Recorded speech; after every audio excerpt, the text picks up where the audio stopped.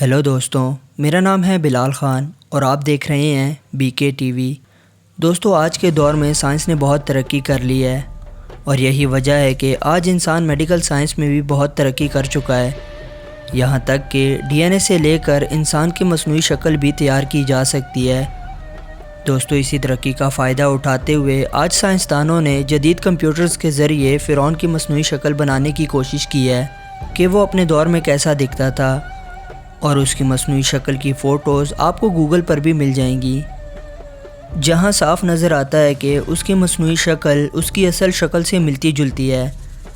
دوستوں، آپ کے ذہن میں یہ سوال ضرور آتا ہوگا کہ آخر مصر کے بادشاہوں کو فرعون کیوں کہا جاتا تھا اور اس کا کیا مطلب ہے؟ دوستوں، فرعون کسی خاص شخص کا نام نہیں بلکہ ایک لقب تھا جو کہ مصر کے بادشاہوں کو دیا جاتا تھا۔ مصری زبان میں فورا محل کو کہا جاتا ہے اور ان کے معنی اونچائی کے ہیں۔ اسے شان مصر کی ذات مراد ہوتی تھی۔ دوستوں، مصر کی تاریخ میں تقریباً 33 فرعون گزرے ہیں اور ہر فرعون کو تقریباً 100 سال کی حکومت ملی تھی۔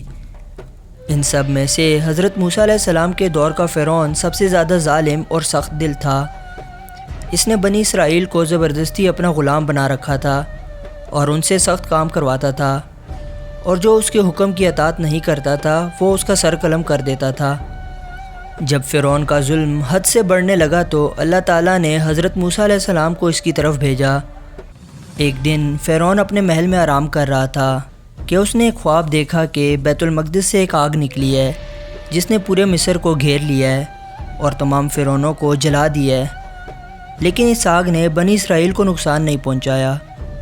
یہ عجیب و غریب خواب دیکھنے کے بعد فرعون نے فوراً نجومیوں کو بلوایا اور اس خواب کی تعبیر معلوم کی، تو نجومیوں نے بتایا کہ بنی اسرائیل میں ایک لڑکا پیدا ہوگا جو تمہاری بادشاہت کو ختم کر دے گا۔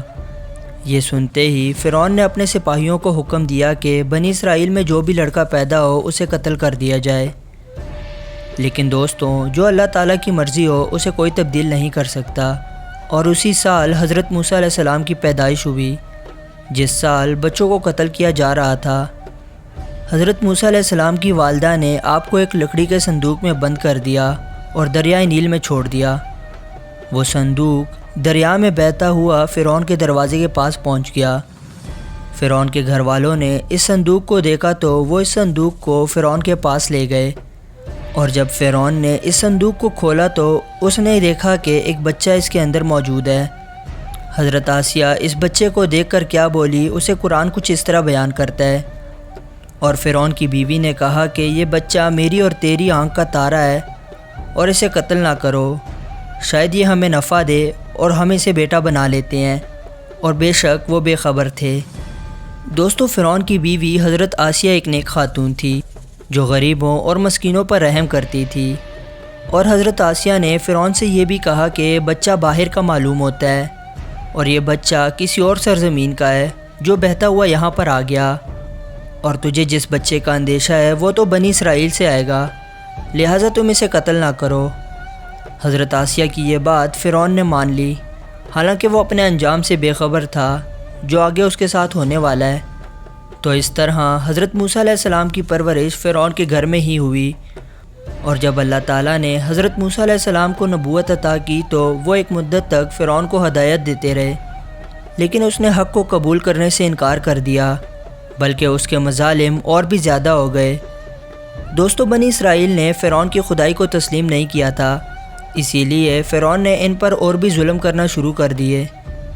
اس دوران حضرت موسیٰ علیہ السلام پر وحی نازل ہوئی کہ آپ راتوں رات اپنی قوم بنی اسرائیل کو لے کر مصر سے ہجرت کر جائیں۔ تو حضرت موسیٰ علیہ السلام راتوں رات اپنی قوم کو لے کر روانہ ہو گئے۔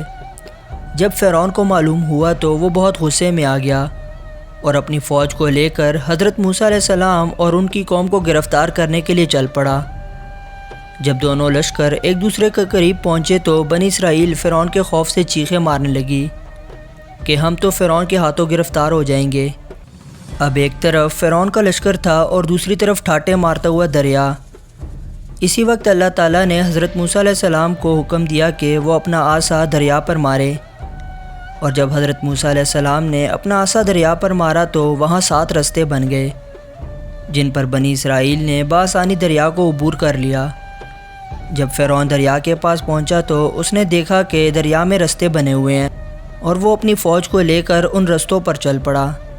جب فرعون اپنے لشکر کو لے کر دریا کے درمیان پہنچا تو دریا کا پانی موج مارنے لگا اور فرعون اپنی فوج سمیت اسی دریا میں غرق ہو گیا۔